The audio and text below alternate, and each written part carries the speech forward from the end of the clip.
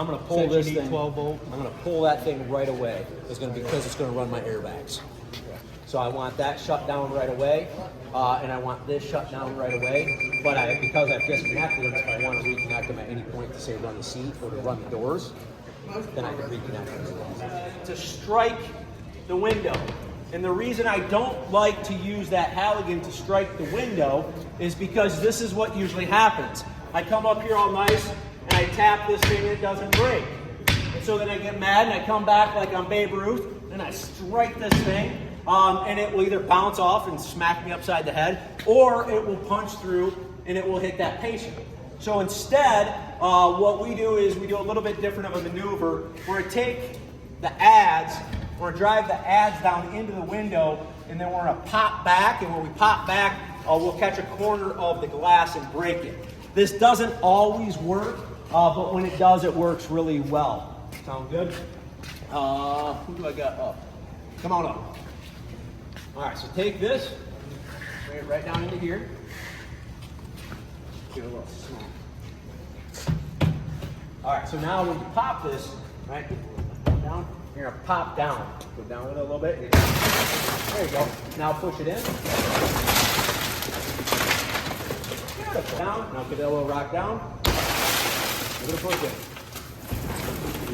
Here to be able to get some good leverage and pull on that, or I can flip it around on the other end and I can start to use it. And it's just a flat bar, but it's got that double rocker. I kind of like that tool. That's pretty good.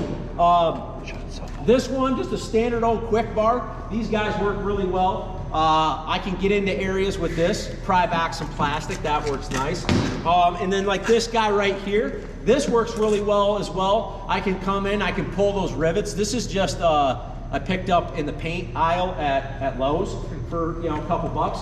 This works really good for pulling plastic too. What doesn't work really good for pulling plastic? A 30-inch pro bar, right? Trying to get in here with my pro bar, with my Halligan, it just doesn't work all that well. So pick something that you like. That little kit right there is the same kit that we carry on our rigs. We call it an MVA kit, and it's got all of our stuff in it that we need.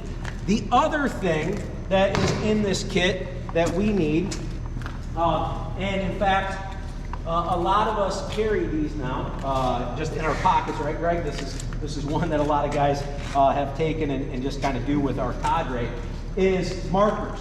Markers or carpenter cranes. So when I identify an airbag, I come in here and I say, where are you at, airbag cylinder? And I identify my airbag cylinder. And I go, it's somewhere back here, right? I've identified my cylinder. What typically happens is I say, airbag cylinder C post, and then I move on to the next, right?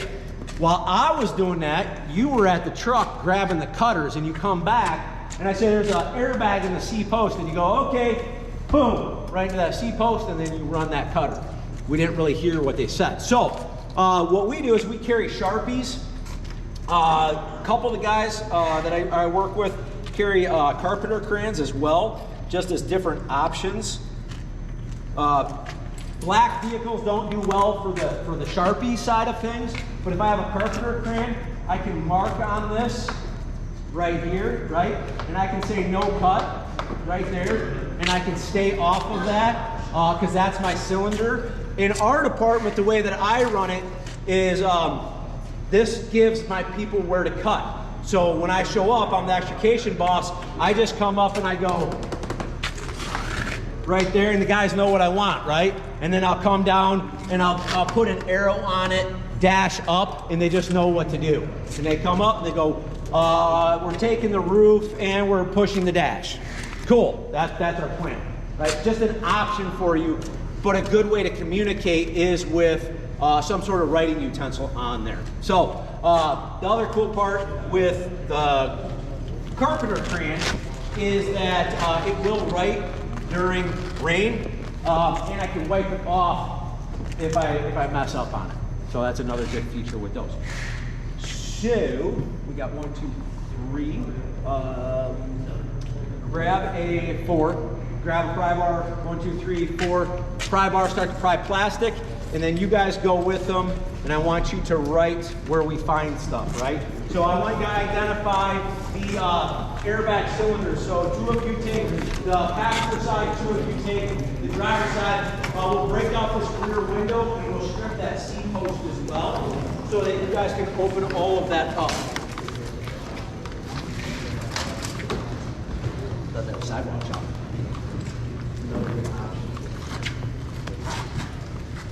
So we're just identifying these. As we go through this, we're looking to identify the strong points and the weak points. You avoid the strong points as far as cutting goes. So you're going to push and spread the strong points, and then you're going to cut the weak points.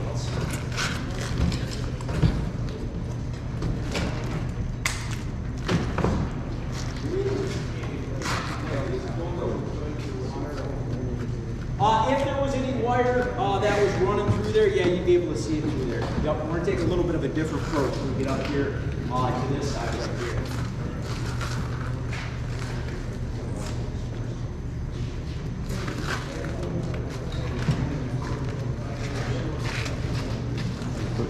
What you got, boss?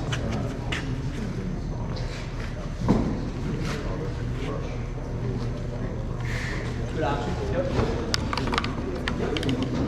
Greg, there you go.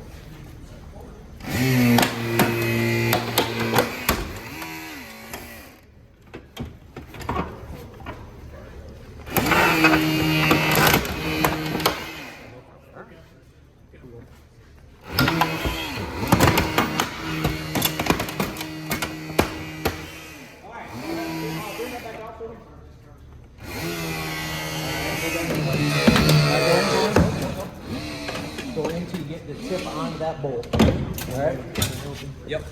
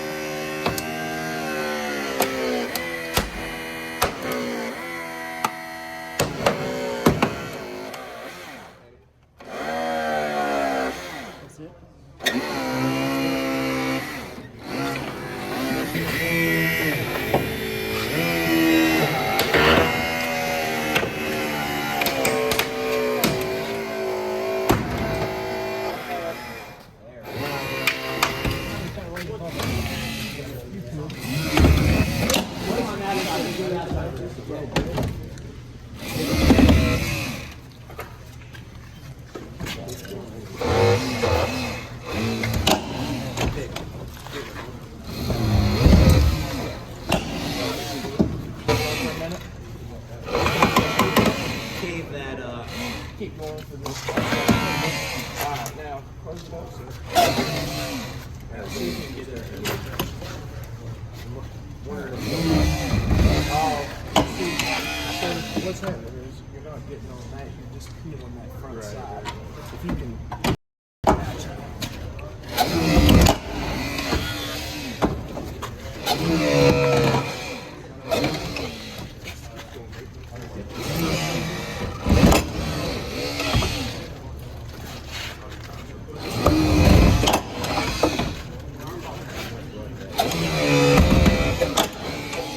Smaller ones can turn out better.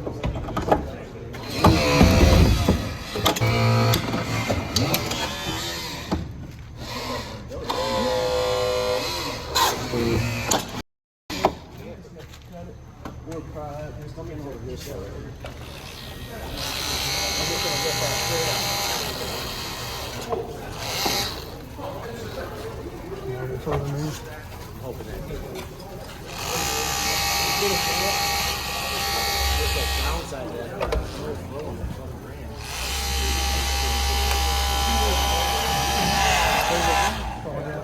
that's all you got on that one?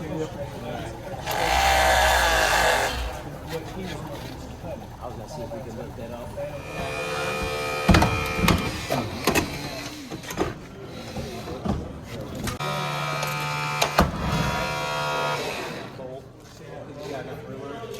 Let it bang.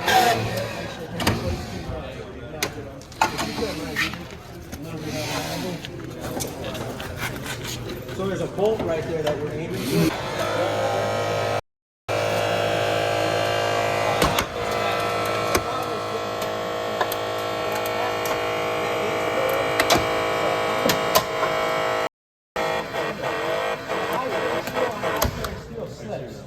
And so what's happening is as it goes, it's moving material until they get there. So this was. Wow, that's impressive to stall that out. Now you so, can see it.